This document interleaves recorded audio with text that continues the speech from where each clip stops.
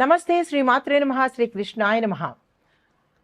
మనకి ఈ మాసంలో సెప్టెంబరు అక్టోబర్లో కొన్ని గ్రహాల యొక్క సంయోగం వల్ల, మార్పుల వల్ల, వక్రగతిలో సంచారం చేయడం వల్ల మనకి ప్రతిసారి కొన్ని రాజయోగాలు అనేవి జరుగుతూ ఉంటాయి. అది ఇప్పుడు మనకి ఈ యొక్క గ్రహణం తరువాత అంటే గ్రహాలు మారుతూ ఉంటాయి కదా. గ్రహణం అయ్యాక ఈ గ్రహాల యొక్క సంచారము గ్రహణం తర్వాత, చంద్రగ్రహణం తర్వాత అనగా సెప్టెంబర్ 7వ తారీఖు తర్వాత మనకి గజకేసరి రాజయోగం అనేది ఏర్పడబోతోంది. అయితే ఇది ఎప్పుడు అంటే సెప్టెంబర్ 7వ తారీఖు, అంటే చాలా తక్కువ సమయమే. మళ్ళీ అలా అని మనకి ఒక నెలల పాటు ఉండట్లేదు, చాలా తక్కువ సమయము. సెప్టెంబర్ 7వ తారీఖు నుంచి సెప్టెంబర్ 21 వరకు మాత్రమే, అంటే కొన్ని రోజుల పాటు కొన్ని గ్రహాలు స్థానచలనాలు జరగడం జరిగింది. ఈ జరిగే క్రమంలో కొన్ని గ్రహాలు అంటే రాసుల్లోకి వారికి అత్యంత శుభప్రదం ఇవ్వడము, కొన్ని రాసుల వాళ్ళకి తీవ్రమైన సంతాపము, ఇబ్బందులు, నష్టాలు, కష్టాలు కలిగించే అవకాశం కనబడుతోంది.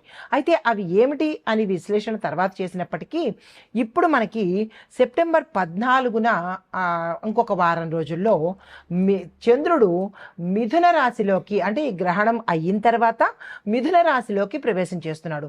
అప్పుడు అక్కడ ఆల్రెడీ మనకి బృహస్పతి ఉండడం వల్ల ఈ యొక్క చంద్రుడు, బృహస్పతి ఈ ఇద్దరూ కలిసి గజకేసరి రాజయోగాన్ని కలిగించబోతున్నారు. అంటే మనకి జ్యోతిష శాస్త్రంలో ఈ గజకేసరి రాజయోగం అనేది అత్యంత విశేషమైన రెండు పెద్ద యోగాలు కలిసినట్టు అంత ఫలితాన్ని ఇస్తుంది. గజము అంటే ఇంకా చెప్పక్కర్లేదు, జంతువుల్లో అత్యంత బలిష్టమైనది. మరి కేసరి అంటే జంతువులకు రాజు, సింహం కదా. సో వీళ్ళిద్దరూ కలిసినటువంటి అంటే రెండు పెద్ద పవర్ఫుల్ యానిమల్స్, రెండు పెద్ద పవర్ఫుల్ గ్రహాలు. అవి ఏమిటి? చంద్రుడు మరియు బృహస్పతి. వీళ్ళిద్దరూ కలిసి మనకి కొన్ని రోజుల పాటు ఈ యోగాన్ని కలగజేస్తున్నారు. అయితే ఇది అత్యంత శక్తివంతమైన అమోఘమైనటువంటి రాజయోగము. అయితే ఈ రాజయోగం మనకి ఏర్పాటు అయ్యేటప్పుడు చంద్రుడి యొక్క గ్రహస్థితి ఎలా ఉంటుంది అంటే కనుక సెప్టెంబర్ 16న చంద్రుడు మిథున రాశిలోకి వెళ్ళినప్పుడు చాలా పవర్ఫుల్గా ఉంటాడనమాట. అంత క్రితం వాళ్ళకి ఏదైనా ఇబ్బందులు రావడం కానీ, ఒడిదుడుకులు ఉండడం కానీ అలాంటివి ఏమైనా జరిగి ఉంటే కనుక ఈ సమయంలో అత్యంత ప్రభావితంగా మంచి మార్పులు తీసుకురాబోతున్నాడు. ఈ రెండు గ్రహాలు కలిసి కొంత సమయం పాటు మళ్ళీ మారిపోతాయి. సెప్టెంబర్ 22 నుంచి మళ్ళీ ఈ గ్రహాలు ఎక్కడికక్కడ చేంజ్ అవుతుంటాయి. అప్పుడు ఈ రాజయోగం అనేది మారే అవకాశం ఉంటుంది. కాబట్టి ప్రతి ఒక్కళ్ళకి ఈ గజకేసరి రాజయోగం అంటే ఏంటి, ఎవరెవరికి ఎలా ఉంటుంది అనేది తెలియడం కోసం మీకోసం నేను ఈ చిన్ని ప్రయత్నాన్ని చేశాను.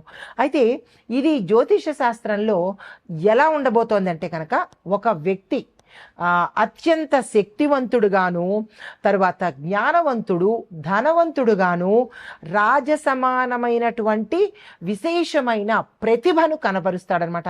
అంటే చంద్రుడు, ఈ బృహస్పతి ఇద్దరూ కలిసి కొంత సమయం పాటు ఆ వ్యక్తిని, ఆ రాశిలో ఉండేవారిని విశేషమైన స్థాయికి తీసుకువెళ్తాడు. దాంతోపాటు గోచారంలో ఏర్పడినటువంటి, అంటే మరొక ముఖ్య విషయం అనమాట, గోచారంలో ఏర్పడినటువంటి సాధారణంగా సమాజంలో ప్రతికూలతలు ఉంటాయి కదా, ఆ ప్రతికూలతలు తొలగిపోయి సానుకూలమైన శక్తిని కూడా ఇవ్వడంతో పాటు ఆధ్యాత్మికం పట్ల ఆ వ్యక్తికి మంచి దానిలో నిష్ణాతులు అవ్వడము, దాని మీద మమకారము, మక్కువ కలగడము, ఇలాంటి ఆధ్యాత్మిక చింతనతో విశేషమైన ఫలితాన్ని పొందేటట్లుగా చేస్తున్నారు బృహస్పతి, చంద్రుడు అనమాట. దీంతో పాటుగా మరొకటి ఏమిస్తున్నారు అంటే జ్ఞానము, ధనము, అదృష్టము ఇవి కూడా పెరిగేటట్టుగా, అది కూడా చాలా షార్ట్ స్పాన్ అన్నమాట. ఈ సమయంలో మీరు ఏం చేస్తే మరింత మంచి ఫలితాలు పొందుతారు అనేది నేను మీకు సవివరంగా తెలియజేస్తాను. అయితే ముఖ్యంగా చంద్రుడు, గురు ఈ ఇద్దరు సంయోగం చెందడం వల్ల ఈ పితృకాల సమయంలో, అంటే మనకి పితృపక్షాలు మొదలయ్యే సమయము, అసలే పితృపక్షాలు విశేషమైన సమయము, దాంతోపాటు ఈ గురు చంద్రుల సంయోగము అత్యంత విశేషమైనది. దీంతో పాటుగా మరి ఒకటి ఏంటంటే ఈ సమయం కూడా ఇలా కలవడము యాదృచ్ఛికం అనమాట.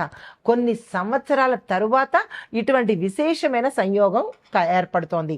అయితే ఆధ్యాత్మిక కోణంలో చూసినట్టయితే కనుక పితృపక్షంలో అంటే మేషాది ద్వాదశ రాశుల వారందరికీ కూడా పితృదేవతల యొక్క ఆశీర్వాదము ఈ సమయంలో దొరికే ఏర్పాటు జరుగుతోంది.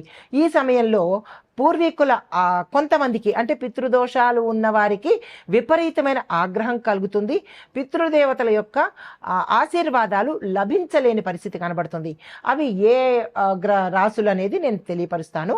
తర్వాత తర్పణాలు, అంటే మీరు ఈ సమయంలో అన్ని రాసుల వాళ్ళు మీరు మీరు మీరు జాతక విశ్లేషణ చూసుకోండి.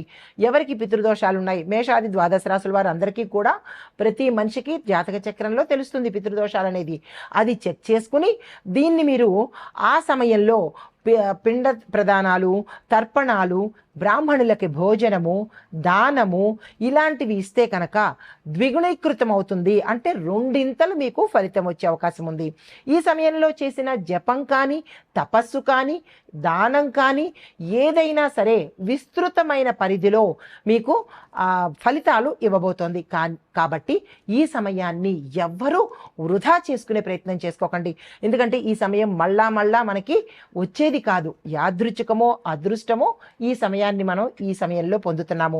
అయితే విద్య ఆర్థికంగాను, తరువాత సంతాన పరంగాను, ఆధ్యాత్మిక పరంగాను కూడా మనకి శుభశక్తులు పెరగడంతో పాటు విశేషమైన శక్తివంతంగా మనం అవుతాం అన్ని రంగాల్లో కూడా. అయితే ముఖ్యంగా ఏంటంటే తదుపరి రాశి మకర రాశి. ఈ రాశి వారికి గజకేసరి రాజయోగంలో ఎలాంటి ఫలితాలు రాబోతున్నాయి అని చూసినట్టయితే, ముందుగా విద్యార్థులకు చూసుకున్నట్టయితే క్రీడలు అంటే స్పోర్ట్స్లోను, సైన్స్ రంగంలో చదువుతున్న వాళ్ళకి మంచి మంచి అవకాశాలు, విజయాలు, సక్సెస్లు, మీరు ఏదనుకుంటే అది జరగడము, మీ గోల్స్ రీచ్ అవ్వడము ఇలాంటివన్నీ జరిగే అవకాశాలు కనబడుతున్నాయి. రీచ్ అయిన వాళ్ళు సరే కొత్తగా అందులోకి రావాలి, అంటే మేము కూడా సక్సెస్ సాధించాలి అని అనుకున్న వాళ్ళు ఈ సమయాన్ని వృధా చేసుకోకుండా ఏదైనా కాంపిటేటివ్ ఎగ్జామ్స్ కావచ్చు, మీరు అనుకున్న ఏదైనా గోల్స్ని రీచ్ అవ్వడానికి కానీ, ఇలా మీ ప్రణాళికలు ఏవైతే ఉంటాయో వాటిని ఈ సమయంలో ప్రాక్టికల్గా ప్రూవ్ చేసుకునేటట్టు చేసుకోండి. తర్వాత ఉద్యోగస్తులు చూసుకున్నట్టయితే కనుక శత్రువులను ఓడించి గెలుస్తారు. గుప్త శత్రువులు వారంతా వారే నాశనం అయ్యేటట్టుగా గోచరిస్తోంది. అంటే మీకు తెలియకుండా మీ వెనకాల చాప కింద నీళ్లులాగా ఉండేవాళ్ళు వాళ్ళంతటా వాళ్ళే ఏదో ఒక అంశంలో పతనం అవ్వడమా, లేదా అంటే ఇబ్బంది పడ్డమా, ఇలాంటివన్నీ జరిగే అవకాశాలు కనబడుతున్నాయి. మీరు హాయిగా నిశ్చింతంగా ఉండే ప్రయత్నం చేసుకోండి. వాళ్ళ వేలుతో వాళ్ళే కన్ను పొడుచుకునే అవకాశం కనబడుతోంది. అయితే ఉద్యోగస్తులకు చూసుకున్నట్టయితే కనుక మీ ఉద్యోగ రంగంలో మిమ్మల్ని కిందకి లాగాలన్నా, మీ మీద దుష్ప్రచారం చేసినా, మీకు ఉద్యోగం లేకుండా చేద్దామనుకున్నా, ప్రమోషన్స్ ఆపేసినా, ఇలాగ ఉద్యోగ రంగంలో కూడా ఎవరైనా మీకు అలాంటి వాళ్ళు ఉంటే వాళ్ళు లాస్ అయ్యే అవకాశం ఉంటుంది. మీకు మాత్రము అది మంచి గెయినే అవుతుంది, కాబట్టి బాధపడకండి. తర్వాత వ్యాపారస్తులకు చూసుకున్నట్టయితే కనుక మీరు మీ యొక్క పోటీదారుల మీద విజయం సాధిస్తారు, లాభాలు వచ్చే అవకాశం కనబడుతోంది. ఈ సమయంలో మీరు ఏది పట్టుకున్నా సక్సెస్ అయ్యే అవకాశం కనబడుతోంది. ఈ సమయాన్ని వృధా చేసుకోకండి. అయితే ఆరోగ్యపరంగా చూసుకున్నట్టయితే కనుక ఎటువంటి అనారోగ్య సూచనలు కనిపించట్లేదు కొత్తగా. కాకపోతే గతంలో ఏమైనా దీర్ఘకాలిక వ్యాధులు ఉన్నా, దీర్ఘకాలికంగా ఏదైనా ఇబ్బందులు ఉన్నా వాటికి మాత్రము జాగ్రత్తలు తీసుకోండి. అవసరమైతే డాక్టర్ దగ్గరికి వెళ్ళండి. కుటుంబపరంగా చూసుకున్నట్టయితే కనుక కుటుంబంలో అందరూ మీకు సపోర్టుగా ఉంటారు. అందరి యొక్క అండదండలు కానీ, గౌరవ ప్రతిష్టలు కానీ, మాట సహాయాలు కానీ ఇలాంటివన్నీ మీకు ఈ సమయంలో కలగబోతున్నాయి. అయితే రాజకీయ పరంగా చూసుకున్నట్టయితే కనుక ప్రతిపక్షాల మీద మీరు విజయం సాధిస్తారు. గతంలో ఎంత ఇబ్బందులు పడుతున్నా ఇప్పుడు ఈ సమయంలో మీకు ఇది గోల్డెన్ పీరియడ్ అని చెప్పొచ్చు అనమాట. నిజంగా రాజయోగమే ఈ రాశిలో ఉండే వాళ్లకు.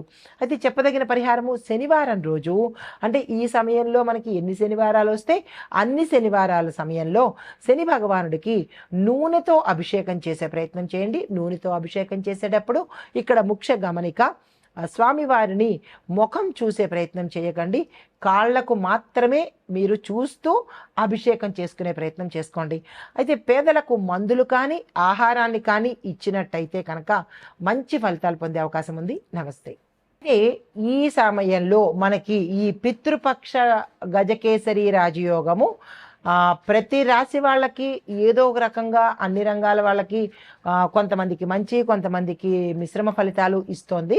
అయితే శుభ ఫలితాలను కూడా కొన్ని రాశుల వాళ్ళకి ఇచ్చింది. ఆ రాశుల వాళ్ళు ఏంటి అనేది ఓవరాల్గా మీకు నేను చెప్తాను. పరిహారాలు మాత్రం అందరూ చేసుకోవాల్సిందే, ఇందులో ఎగ్జెప్షన్ లేదు. అయితే ముఖ్యంగా మిథున, సింహ, కన్య, తుల, ధనస్సు, కుంభ ఈ రాశుల వాళ్లకు మంచి అవకాశము, అత్యంత అనుకూలంగా ఉండే అవకాశం గోచరిస్తోంది. ఇది మొత్తంగా ఈ సమయంలో ఏర్పడే గజకేసరి రాజయోగ యొక్క ఫలితాలు మేషాది ద్వాదశ రాశుల వారికి చెప్పడం జరిగింది. పరిహారాలు పాటించుకొని ఆ యోగాన్ని సంపూర్ణంగా మీరు దక్కించుకోవాలని కోరుకుంటూ